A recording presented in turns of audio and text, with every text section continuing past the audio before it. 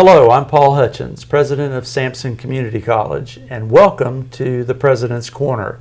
Today I have with me the Director of Financial Aid at Sampson Community College, Marleen Powell. Marleen, welcome. Thank you. Thank you, Dr. Hutchins, for having me here today. Looking forward to visiting with you. And let's get started, Marleen, by asking you to share a little bit about your background, work experience, and educational background that kind of got you to where you're at now here at Sampson Community College. Well, I started in 1985 at Sampson Technical Community College, and I received my associate in business administration here. And then later I came back when Sampson Technical changed to Sampson Community College, and I received my accounting associate here. Later on in 2011, I received my business administration degree from Mount Olive College. And later I went to work with the Department of Agriculture for 6 years, and I also worked for 9 years with H&R Block as a senior tax associate, which I feel like that experience really helped me as far as with my job now in financial aid. I started at Sampson Community College in July of 2003, so I've been working here for 14 years, and all of those years have been in financial aid. I was promoted in 2015 in my current position, which is the Director of Financial Aid and Veteran Services. Well, now let's talk specifically now about your current role here at the college as Director of Financial Aid. Could you describe what that job entails and talk a little bit about the staff that you have working with you, Marleen? Well, here at Sampson Community College we have a small financial aid staff. It's actually made up of myself and my assistant, Ms. Kim Davis. Ms. Davis has been working at Sampson Community College for the last 10 years. 7 of those years she's been in financial aid, and prior to those 7 years she was 3 years in the admissions office as an enrollment specialist. Some of my duties with the financial aid department are I'm responsible for reporting and regulating all the federal and state aid, which the federal grants include the Pell Grant, the SEOG grant, the Federal Work Study Program. I'm also required to regulate the state grants, which would be the Community College Grant, the North Carolina Education Lottery Grant, the state scholarships, which would be the Golden Leaf Scholarship, the Targeted Assistance Funds, the Less Than Half-Time Funds, and also the Wells Fargo Scholarship. I oversee making sure that we follow all regulations and requirements when awarding and dispersing aid to the students and to their accounts. And we also work very closely with the SEC Foundation to disperse the SEC Foundation scholarships. Okay, now you've touched on some sources of financial aid for students, but talk a little bit, if you would, about the multiple sources that are available to students for financial aid, and if you wouldn't mind, Marleen, kind of walk through the application process. What does a student go through to be able to be eligible to benefit from financial aid? Well, every student is required to fill out the FAFSA application, and the FAFSA application is actually the free application for federal student aid. It's an application that is basically a one-step process.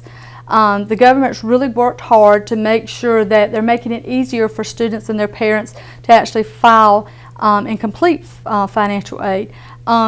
You would complete this application online. You need to make sure that you're completing it at the proper website, and that would be www.fafsa.ed.gov. And I stress that because there is a .com out there, and that is a scam. So we always want to make sure that parents and students understand, make sure that you're on the right website when you're applying for financial aid. When you apply for financial aid, like I said, it is an annual application. You would be applying for the federal Pell Grant, the federal SEOG grant for work study, and if you're not eligible for financial aid as far as federal aid, you may be eligible for state aid, which is the Community College Grant and the Lottery Grant. So what happens is a student would actually apply on the website for their financial aid. Once they complete that application, it's sent to the Department of Ed. they process the application, and then they send it back to the college or the colleges that the student has indicated on their FAFSA form that they want to apply for. Once they send us this information back to us, if they're eligible for financial aid, then we actually award them the federal aid. In some cases, if they're not eligible for financial aid, the information that they have sent and supplied to the Department of Ed will indicate that they're eligible for state aid.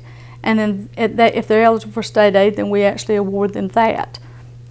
Okay, now I know there's some important deadlines that students have to meet to be able to receive financial aid. And now we'd be looking at the 2017-2018 academic year. And I know we probably have parents and perhaps potential students that are looking in on our video today. And talk a little bit about some of those important deadlines that they need to be mindful of, Marleen. Okay. Well, right now you can be applying for 2 different years. If you are interested in coming to school, or you have a student that's interested in coming to school in August of 2017, you need to be filling out the 2017-18 application. If you have a student that's still interested in maybe coming to school in the spring of 2017, which would begin January the 9th, that student needs to be completing the 2016-2017 application. It's important though, even though students can go ahead and start applying for 17-18, that they understand that maybe the schools are not ready to start actually processing those applications, but they do need to go ahead and fill them out, because if they'll go ahead and fill them out when they're processed at the Department of Ed, they'll be received back to the school in the order that they actually have been awarded. And then that means that they'll get processed faster. A student will be notified quicker as far as they're being eligible for financial aid, and then they can make their decision about school and know what their information is going to be as far as what their entitlement is. Also, they need to go ahead and be mindful that once they apply for financial aid, if there's any information that the school asks for or requires them to bring in, that they go ahead and get that information into the school. And we usually use the deadline for the 17-18. We've got that set at July the 1st. And that means that if they're required to bring in tax returns or tax transcripts or W-2 forms or anything like that, that they'll get that to us maybe by July the 1st. That way we can have everything processed, have their financial aid sitting there waiting for them, and then when they start classes in August, their financial aid is there for them to charge to. Okay, so I know filing that application, that financial aid application on time is very important. So, And not doing that is a big mistake. But there are probably other mistakes that students sometimes make as it pertains to the financial aid application process. Could you share a few of those that might help students or parents that are watching avoid making those mistakes, Marleen? yes, sir. One of the most common mistakes is that students think that once they file for financial aid, that they only have to do it one time in their education career. You have to file for financial aid every year. Now we can file for financial aid as early as October the 1st. So currently, this will be the first time ever that we can actually file for 2 years at one time. We're doing a transition period with the Department of Ed right now. Normally, in the past, students have filed for financial aid between January the 1st and March the 15th. The Department of Ed has now pushed it back to October the 1st. So a student can actually apply for their financial aid 3 months earlier, which makes the process a little faster, trying to make it a little bit more convenient for the student. They need to remember that each year they have to apply, they have to reapply. Right now they would be applying for, if they're interested, like I said, coming in January, they would be using the 16-17 application.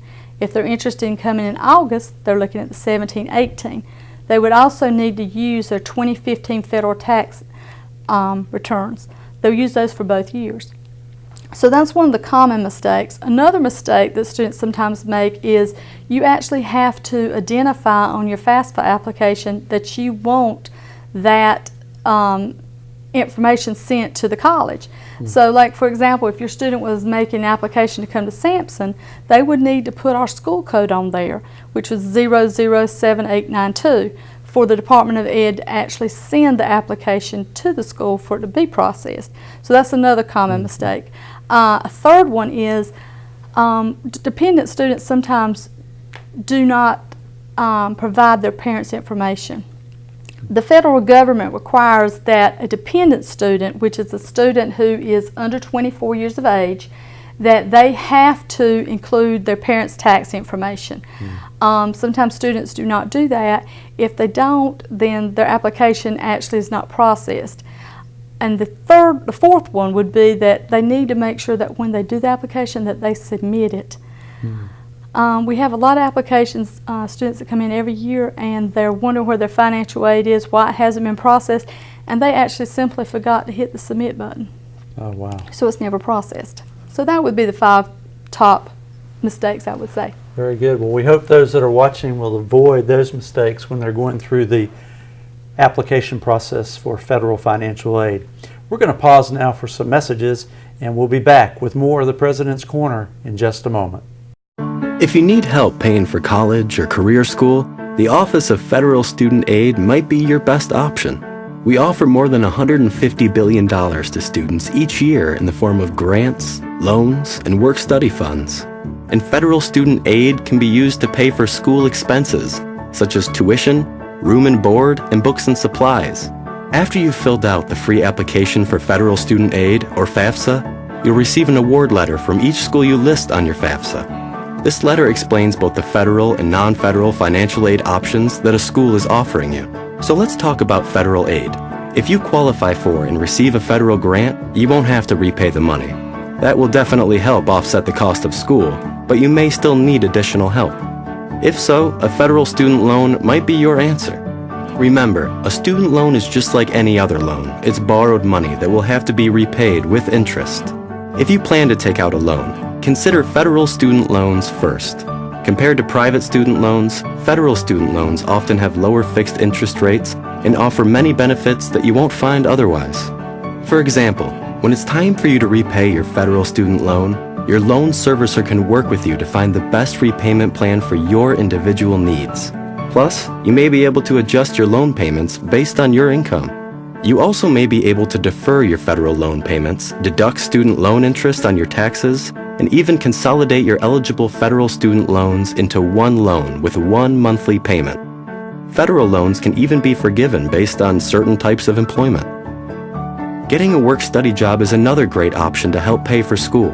Eligible undergraduate and graduate students will be able to earn at least minimum wage. If you have questions or need assistance, you can contact the financial aid office at your college or career school or visit studentaid.gov for more information. Welcome back to the President's Corner. I'm Paul Hutchins, president of Sampson Community College, and today I'm visiting with Marleen Powell, our Director of Financial Aid. Marleen, now let's switch gears a little bit and get you to talk about the difference in the financial aid that's available for full-time students compared to part-time students. Okay. Well, the main difference between full-time and part-time students would be the amount of money that they actually receive from their financial aid. Financial aid is prorated based on the number of hours that a student's attending. So if a student has been awarded federal financial aid, which would be the Pell Grant, if they are enrolled 12 credit hours or more, we consider that full-time, and their financial aid would be based on 100%. If they are registered for 9 to 11 credit hours, we would consider that 3/4 time, and their financial aid would be prorated to a 75% amount. A half-time student would be 6 to 8 credit hours. We would prorate their financial aid to 50%. And then if they're anywhere from 1 to 5 credit hours, that's considered less than half-time, and we actually have a specific chart that's sent in from the Department of Ed that we have to check to make sure that we're awarding them correctly. Now with state aid, which would be the community college grant and the lottery grant, they require that students always be a minimum of 6 credit hours. So they always have to be at least half-time or they don't receive anything. We prorate it the same way. 6 to 8 credit hours would be considered half-time, 9 to 11 would be considered 3/4 time, and then 12 or more would be full-time. So again, the financial aid is just based on the amount of hours a student actually is attending, and that's how it's prorated. Okay. Now, in the time that you've been working in the financial aid office, what are some of the changes that you have seen that have impacted students receiving financial aid? Well, there's been a lot of changes. Financial aid continues to change yearly, annually. I would say that the main two changes that I have seen with financial aid that have been very positive, the first one would be the IRS retrieval tool. When a student's completing their financial aid application, there is a tool on there that's called the IRS retrieval tool. And what it allows is it allows a student and a parent to actually transfer their tax information directly from the IRS office directly into their financial aid application. And if a student will use that IRS retrieval tool, it benefits not only the student but also the financial aid office. By doing that, the student eliminates a lot of paperwork that they would have to maybe supply the financial aid office with, that the Department of Ed is requiring.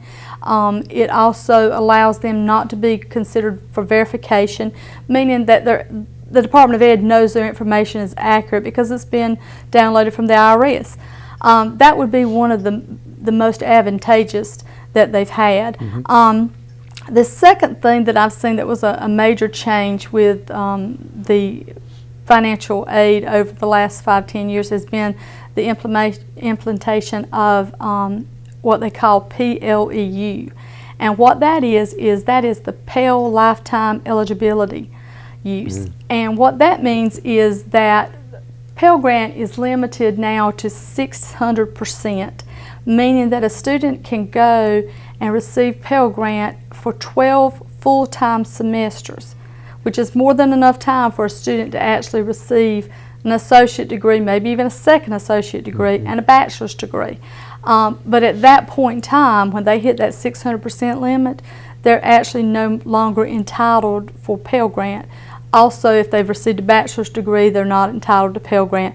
But that does not mean that they would not be eligible for federal student loans if they needed to continue on, towards working towards a higher degree than that. But those would be the two major changes. Okay, now let's change gears and get you to kind of look into the future. If you're looking out over the next 10 or 15 years, do you foresee any dramatic changes in how federal financial aid works? Well, that would depend basically on the federal and the state government, the regulations and what they impose and they decide that they're going to implement. I do think that they'll continue to have some form of federal and state aid for students. I don't foresee that going away. I think one of the strongest things that you're probably going to see with the federal government is that they have a commitment to making sure that students are really well informed and well educated about loans and taking loans and the responsibility of paying those loans back and making sure that they're not taking more than they need.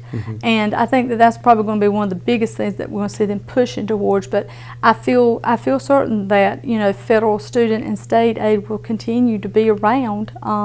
And it may change periodically a little bit, depending on our government situation and stuff like that. Okay. Now let's circle back around to the financial aid application.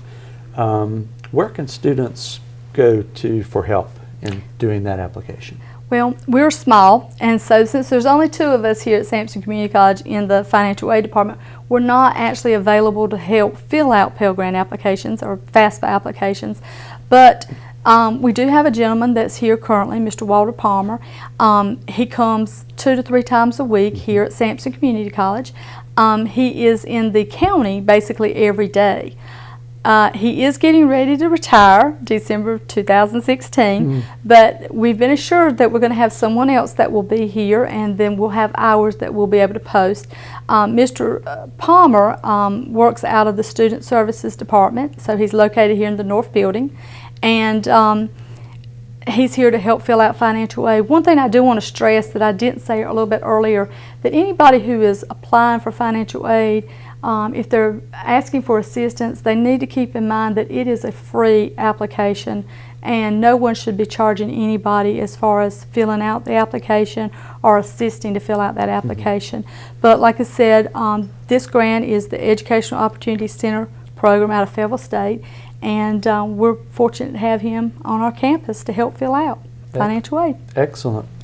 Now, for the parents and or potential students that are looking on, if they have additional questions or want to get in touch with you or Kim in our financial aid office, how can they best do that, Marleen? Well, when we're seeing students, we try to give our full attention to the students and their parents when they're in our office. We do try to return as many phone calls as we can, but sometimes when we're in the heaviest parts of our registration periods, we may get 25 to 30 messages a day, and sometimes it's not able to call back parents and students. So we have a website, and it is finaid@sampsoncc.edu. And we have that set up, and we monitor it 2, 3, 4 times a day. You can simply send in your email, your questions. We'll answer those. If Ms. Davis can't answer them, she forwards them on to me, and then I'll answer them. If you're not comfortable, or if the student or parent's not comfortable with making an email, then we'd love for them to come out and visit us. We're located in the North Building under Student Services. My hours are Monday, 8 a.m. to 7 p.m., Tuesday, Wednesday, and Thursday, 8 a.m. to 5 p.m., and on Friday from 8 to 12. And Miss Davis is here on Monday, Tuesday, and Thursday from 8 to 5, and on Wednesday from 8 to 1, and on Friday 8 to 4. So we're pretty much here all the time. And since there is only 2 of us, we usually say please call ahead, make sure at the student service counter that we're here, because sometimes we are required to be at meetings. We do have conferences and things that we have to attend, and we wouldn't want anybody to travel here and us not be here, but we're here most every day of the week. Well, Marleen, let me thank you for visiting with me on Thank the you. President's Corner. It's been a joy to talk with you today, and I want to thank you for all that you do to support both the potential students and the current students here at Sampson Community College with great services in our financial aid office. So thank you so much. Thank you. And for those of you that are watching, if you have additional questions about federal financial aid or becoming a student at Sampson Community College, please contact us so we can get you moving in the right direction. I want to thank you for watching this edition of the President's Corner, and we'll look forward to seeing you again next month.